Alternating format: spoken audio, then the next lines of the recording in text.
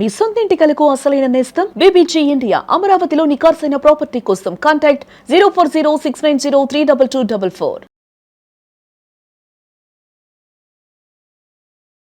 10 గ్రాముల బంగారానికి 2 లక్షలు పెట్టి కొనుక్కునే స్తోమత మీ దగ్గర ఉందా? ఇవాళ బంగారం ధర 1,61,000 ఉంది. అంటే 2 లక్షలకు కేవలం 39,000 మాత్రమే తక్కువ ఉంది. సరిగ్గా 2-3 నెలల్లో బంగారం ధర 2 లక్షలకు చేరే అవకాశం ఉంది. మరి ఆ రోజు బంగారం కొనేంత డబ్బు మీ దగ్గర ఉందా? లేదంటే రెడీ చేసుకోండి. అతి కొద్ది రోజుల్లోనే మీరు 10 గ్రాముల బంగారాన్ని 2 లక్షలు పెట్టి కొనుగోలు చేయక తప్పదు. అలా ఎందుకు అనుకుంటున్నారా? అసలు బంగారం ధరలు ఎందుకు ఇలా పెరుగుతున్నాయని ఆలోచిస్తున్నారా? అయితే పదండి, బంగారం ధర గురించి కాదు, ఇవాళ ఆ ధరలు పెరగడం వెనుక ఉన్న అసలు రహస్యాల గురించి కూడా మాట్లాడుకుందాం. మనం రోజు పేపర్లో బంగారం ధర పెరిగింది, రికార్డులు బద్దలు కొట్టిందని చదువుతున్నాం కదా. కానీ ఈ ధరల పెరుగుదల వెనుక ఒక పెద్ద దేశం మాస్టర్ ప్లాన్ ఉందని మీకు తెలుసా? ఆ దేశం ఏదో కాదు, చైనా. గత కొన్ని నెలలుగా ప్రపంచ గోల్డ్ మార్కెట్ లో చైనా చేస్తున్న పని చూస్తే ఆర్థికవేత్తలే ఆశ్చర్యపోతున్నారు. అసలు చైనా సెంట్రల్ బ్యాంక్ టన్నుల కొద్ది బంగారాన్ని ఎందుకు కొనుగోలు చేస్తుంది?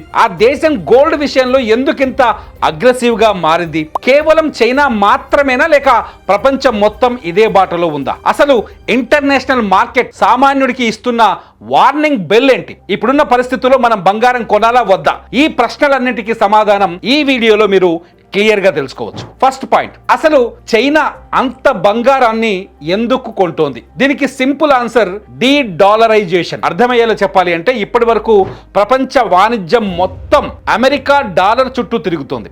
కానీ ఎప్పుడైతే అమెరికా తన డాలర్ను ఒక ఆయుధంగా మార్చి రష్యా మీద ఆంక్షలు విధించిందో చైనా అలర్ట్ అయింది. రేపు పొద్దున మాకు అమెరికాతో గొడవ వస్తే మా దగ్గర ఉన్న డాలర్లు చెల్లని కాగితాలుగా మారిపోతాయేమో అనే భయం చైనాకి పట్టుకుంది. అందుకే తమ దగ్గరున్న ఫారిన్ రిజర్వ్స్ లో డాలర్ల వాటాను తగ్గించుకొని ఎప్పటికీ విలువ కోల్పోని బంగారాన్ని నింపుకుంటోంది. బీబీసీ రిపోర్ట్ ప్రకారం చైనా వరుసగా 17-18 నెలల పాటు నాన్ స్టాప్ గా బంగారాన్ని కొనుగోలు చేస్తూనే ఉంది. ఇది సామాన్యమైన విషయం కాదు. వాళ్ళు ఒక యుద్ధానికి లేదా ఒక భారీ ఆర్థిక సంక్షోభానికి ముందే ప్రిపేర్ అవుతున్నారా అనే అనుమానాలు కలుగుతున్నాయి. మరి ఈ గోల్డ్ రష్ లో చైనా ఒక్కటే ఉందా అంటే నో. చైనాతో పాటు టర్కీ, పోలాండ్, సింగపూర్, చివరకు మన భారతదేశం కూడా ఈ రేసులో ఉంది.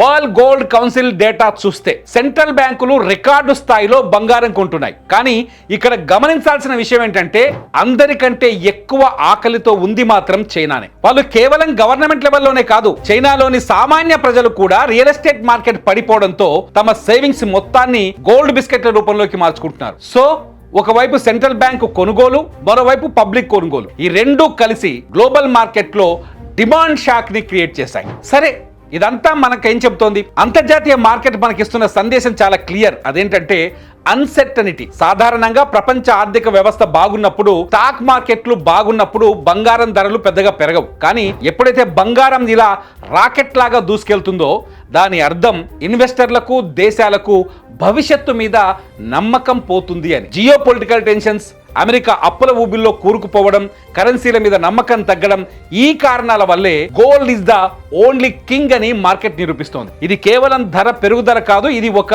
సేఫ్టీ సిగ్నల్ కూడా. ఇప్పుడు అసలు విషయానికి వద్దాం. ఈ స్టోరీ అంతా విన్నాక సామాన్యుడిగా మీ మైండ్ లో వచ్చే ప్రశ్న, మరి నేను ఇప్పుడు బంగారం కొనాలా? నిజాయితీగా చెప్పాలి అంటే ఇప్పుడు మార్కెట్ ఆల్ టైమ్ హైలో ఉంది. ఇలాంటి పీక్ స్టేజ్ లో ఉన్నప్పుడు ఎమోషనల్ అయిపోయి అప్పులు చేసి మరి బంగారం కొనడం మంచిది కాదు. మార్కెట్ ఎప్పుడూ ఒకే లైన్ లో పైకి వెళ్ళదు. ఖచ్చితంగా చిన్నపాటి కరెక్షన్స్ వస్తున్నాయి. కానీ లాంగ్ టర్మ్ కోసం చూస్తే చైనా, ఇండియా లాంటి దేశాలే బంగారం కొంటున్నప్పుడు మనం కూడా మన పోర్ట్ఫోలియోలో కొంత బంగారం ఉంచుకోవడం మంచిది. నిపుణుల సలహా ఏంటంటే ఒకేసారి పెద్ద మొత్తం పెట్టకండి. ఎస్బీజీ లేదా గోల్డ్ ఈటీఎఫ్స్ ద్వారా కొంచెం కొంచెంగా ఇన్వెస్ట్ చేయండి. గోల్డ్ను లాభం కోసం కాకుండా మీ కుటుంబ ఆర్థిక భద్రత కోసం చూడండి. సో ఫ్రెండ్స్, చైనా బంగారం కొనడం వెనుక ఉన్నది కేవలం వ్యాపారం కాదు, అది ఒక ఎకనామిక్ స్ట్రాటజీ. ఈ స్ట్రాటజీని అర్థం చేసుకొని మనం కూడా తెలివిగా ఇన్వెస్ట్ చేద్దాం. ఈ టాపిక్ మీద మీ అభిప్రాయం ఏంటి? చైనా చేస్తున్న పని కరెక్టేనా? ఖచ్చితంగా కామెంట్ చేయండి. మీ కామెంట్స్ పైన నేను మరో వీడియో చేయడానికి ట్రై చేస్తా. చూస్తూనే ఉండండి సుమన్ టీవీ.